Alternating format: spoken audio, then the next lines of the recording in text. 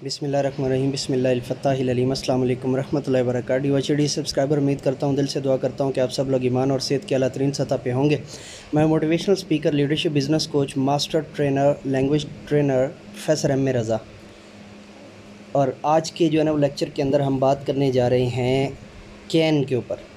English में एक word, इसको ऑक्सिलरी वर्ब भी कहते हैं, आप मॉडल वर्ब भी कहते हैं। ठीक है, ये आभास जो है ना ये बहसें दूर की हैं, इनको हम अभी जो है ना वो डिस्कस नहीं करेंगे। सिंपल और शॉर्ट सा जो है ना आपको मैं बताने जा रहा हूँ इसका तरीक़ाकार कि इसके बुनियादी 3 जो इस्तेमालात हैं वो कौन कौन से हैं। लेकिन उसकी तरफ जाने से पहले अगर आपने इस लेक्चर के ज़रिए मेरा चैनल जो है ना वो ज्वाइन किया है तो चैनल को सब्सक्राइब कर लीजिए और बेल को के आइकन को जो है वो ऑल पे प्रेस कर लीजिए।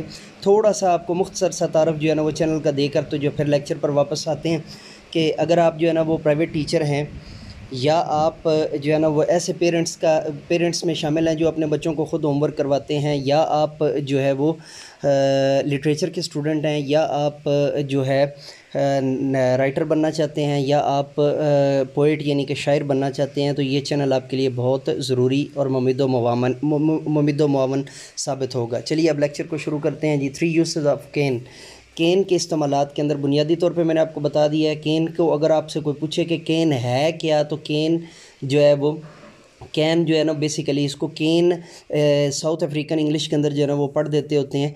तो आपने ये ज़हन में रखना है, वर्ड क्या है कैन, वर्ड क्या है कैन, और इसके साथ जब नॉट लगता है तो फिर ये हो जाता है कैनॉट। ठीक है जी। तो 3 यूसेस ऑफ कैन हम इस वक्त जो है ना वो डिस्कस करने जा रहे हैं। और इसका अगर आपने नेम देना हो तो इसका जो बुनियादी नेम होता है, या आप इसको ऑक्सिलरी वर्ब कहते हैं या आप इसको मॉडल वर्ब कहते हैं। तो ऑक्सिलरी कन्फर्म है, ठीक है जी। तो अब इसके इस्तेमालात क्या क्या होंगे उनकी जानब जो है ना वो बढ़ते हैं। कैन जो है ना सबसे पहले एबिलिटी के लिए यूज़ होता है, किसी भी किस्म की सलाहियत को इस्तेमाल करने के लिए हम जो है वो कैन यूज़ करते हैं। For example, he can find any street in Lahore, वो लाहौर के अंदर कोई भी जो है वो गली को ढूंढने की सलाहियत रखता है। ठीक है, माना इसका ये होगा, चूँकि यहाँ पे हम इसको एबिलिटी के तौर पे ले रहे हैं। सेकंड इसकी ऑप्शन होती है सजेशंस के तौर पे। सजेशंस के तौर पे जब हम इसको लेके आते हैं तो इसका मतलब होता है तजवीज़ के तौर पे।